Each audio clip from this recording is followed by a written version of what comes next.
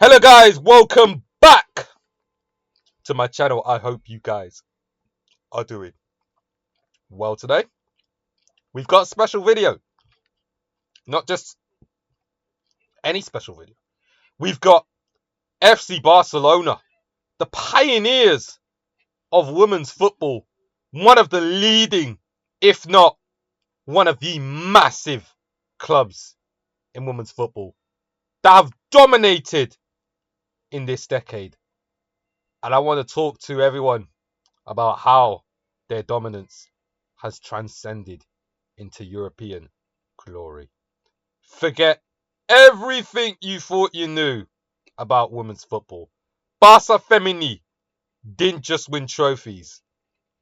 They fundamentally rewrote the playbook of women's sport, making the beautiful game, well, even more beautiful. This isn't just about statistics, P's and Q's, X, Y's and Z's, 1, 2, 3's. Not anything. It's about a cultural phenomenon that has elevated the entire sport to new heights. Prepare to see their influence in a whole new light. Do you know what I'm saying? The rise to dominance, from obscurity to a global powerhouse, charting their rapid ascent and the early struggles. You see, Barcelona, they wasn't a top club when I was born, and you could see the Barcelona Femeni seasons. Let's just go through it real quick. Barely won the league, barely won the league. Third, fourth place finishes. Long title drought. They actually got relegated into the Segunda division, but Barcelona stormed back, winning the Segunda division with 22 victories, 2 draws, 2 defeats, with 128 goals scored, 17 conceded, finishing on 68 points. And then Barcelona consolidating themselves, and sooner rather than later, they become champions in the cup in 2011, which spurred them on to win major honours. That's what it was. We're going to talk about the key players and tactical innovations that first set them apart. We're going to talk about the pivotal moments and breakthrough season which signalled their arrival. So we go into the 2011-12 Barcelona feminine season, and we could talk about this first title here. So they won the league here, and the top goal scorer was Sonia Bermudez. Scored 38 goals that year, and she scored 85 league goals and 87 league appearances in the first stint at Barcelona. Went to America and then came back to Barcelona to score 22 goals in 28 appearances in the league. And then she joined Atletico Madrid, hit 22 goals and 86 appearances. So that's what it was. So that was their domestic breakthrough. But if we're talking about the European breakthrough, it was in this season where they broke through the plethora of player that they had. They became the first Spanish women's club to win continental treble, winning the league, Champions League, and Copa de la Reina, which is the Women's Spanish Cup. So, yes, you can see the dominance right here.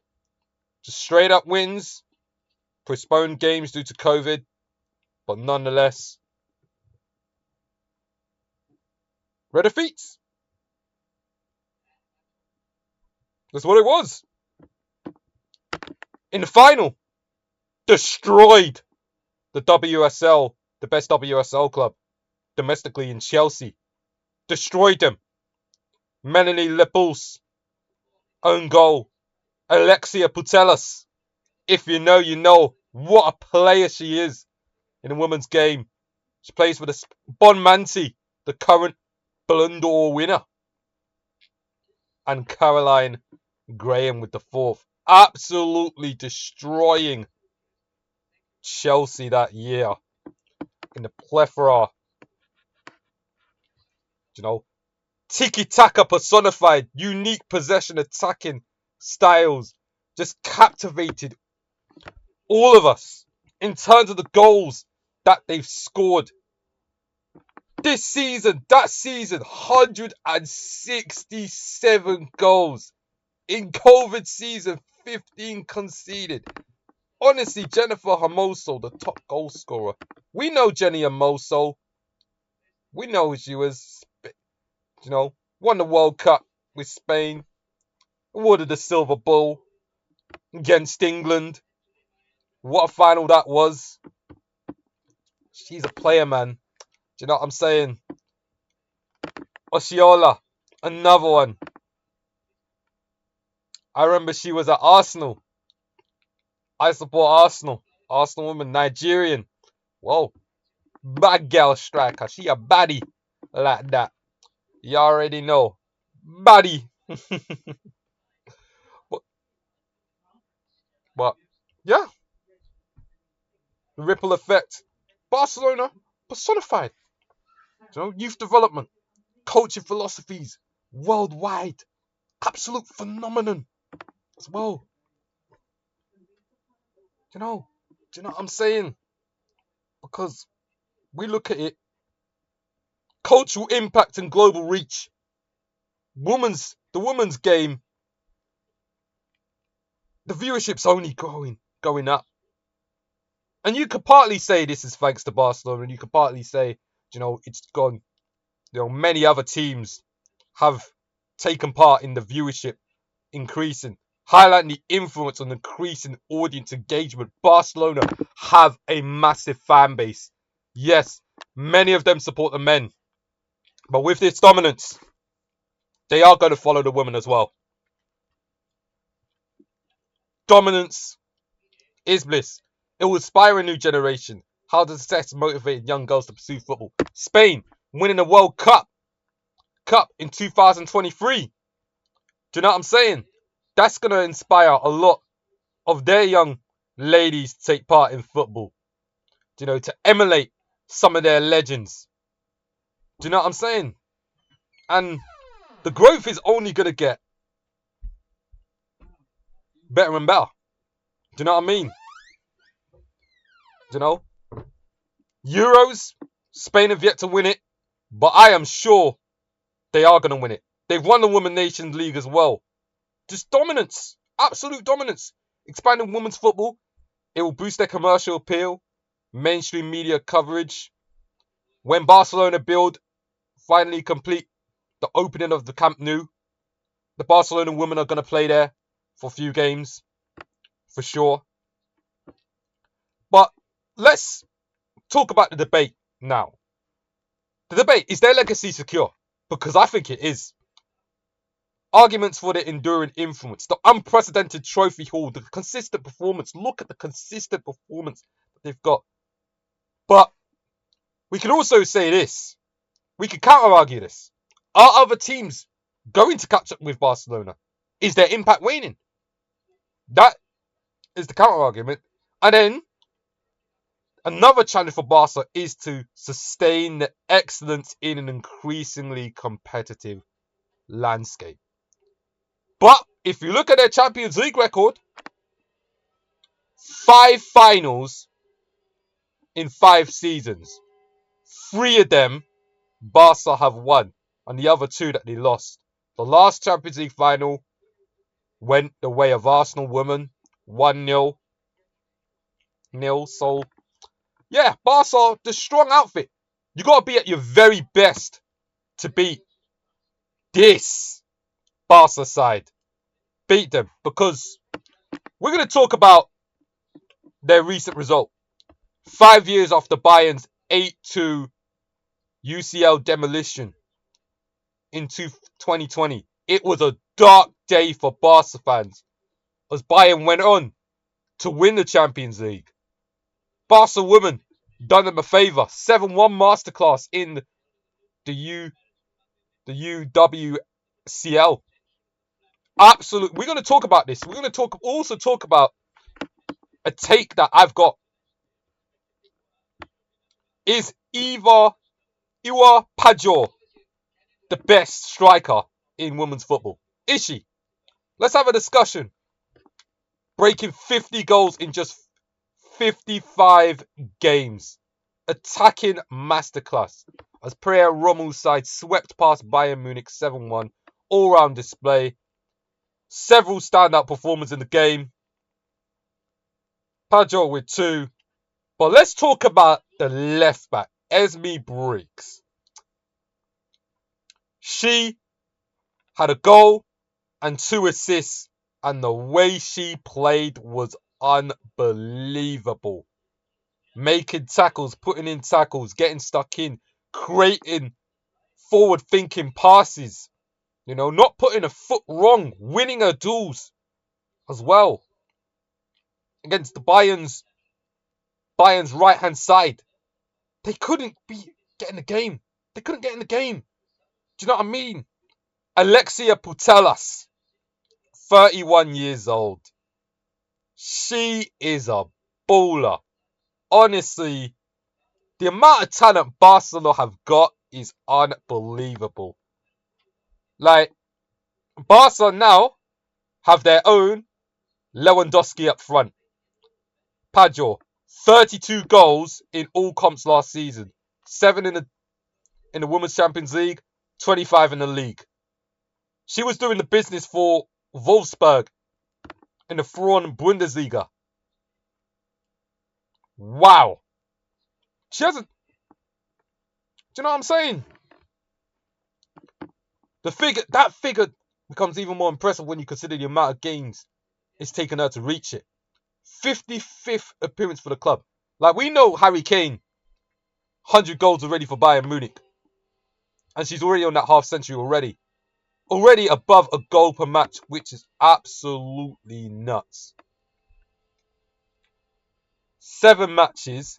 Barca women have played 7 matches and they have swept all in the league. 4-0 against Aiba, 2-0 against Espanyol, 5-0 against Seville, 4-0 against DUX, 8-1 against Bilbao, and an 8-0 against Alhama.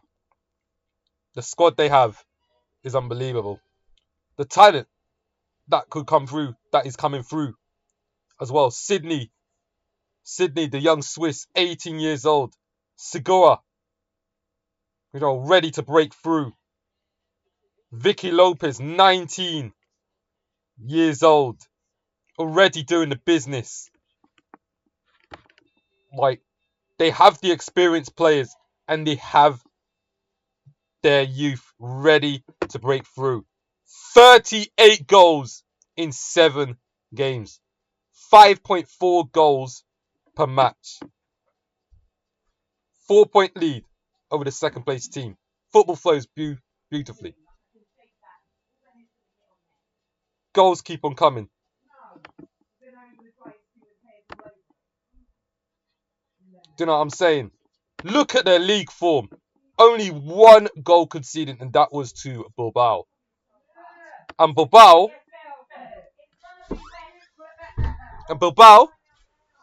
is 13th in the league. 31 goals. Plus 30 goal difference already. 4-point lead over Atletico Madrid. But then, you got Claudia Pina. Deadliest finisher in a women's game. Absolutely unbelievable. Pina, 40 goals. Already up to 11 in all comps. Which is absolutely crazy to even think about. Which is so nuts. Queen of EAFC 26. But you see the women players, they're getting attention thanks to EAFC. You know what I'm saying? Lavia. Ha! Hey, it is what it is, my friend. It is what it is. But even, you think that Barca women's dominance is even more impressive, considering they were left without full matchday squad amid the club's financial crisis. You know, La Liga's salary cap even affects the women too. 17 first team players, 17 players have left. The finances, club resources, all shared by the men's, women's and youth teams. Crazy. Crazy, man. The darlings. Delays in the opening of the new camp. Men's team struggling to register players. Struggled the men's side. Ripple effect across the club. They're being penalised for issues that have little to do with them.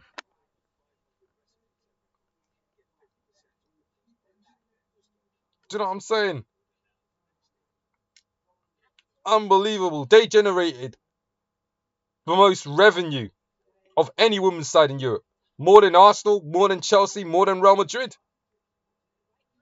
The strength of the brand, the commercial pool there, success on the pitch, standard. Wider mismanagement of the club's accounts. Shocking for fans. 17 players have left the club, 17 first teamers. What if they get injured? Lali Alexandri, the only new permanent incoming from Man City. And then, actually, wait. Before I tell you this, because this is old. Look at the players they had.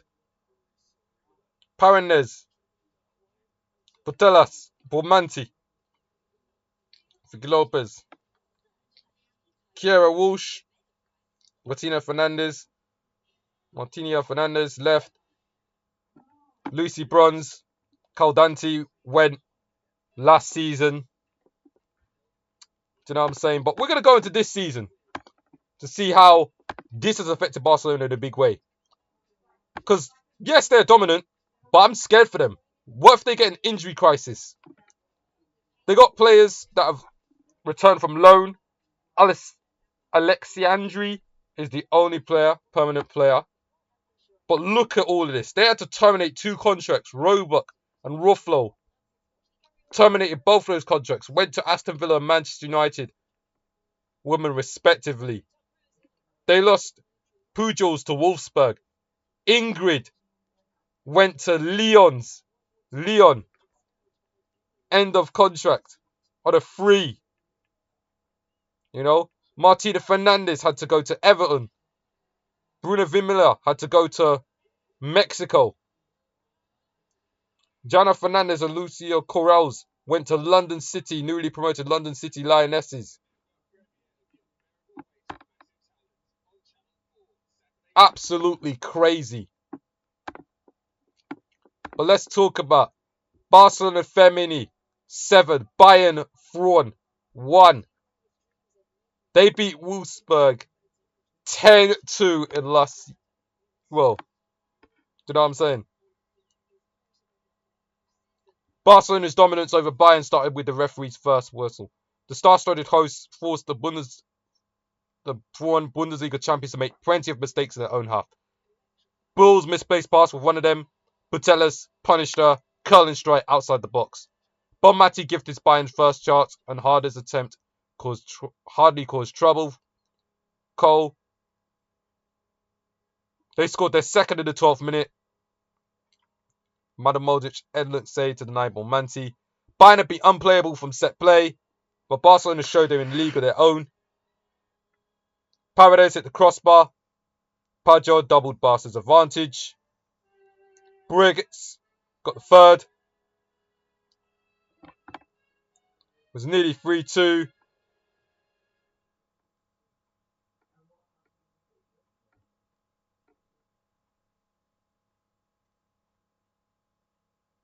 You know what I'm saying?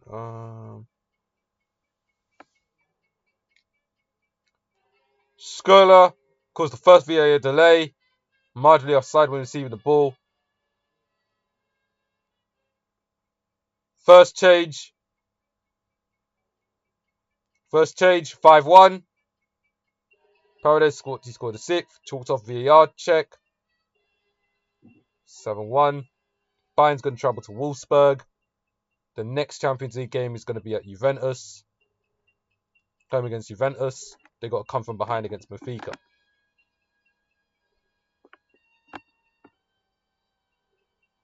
Yes, enough.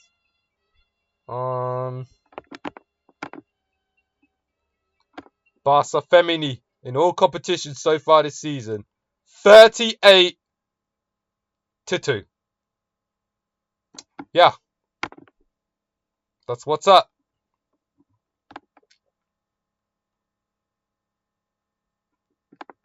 And then, of course, we've got the players there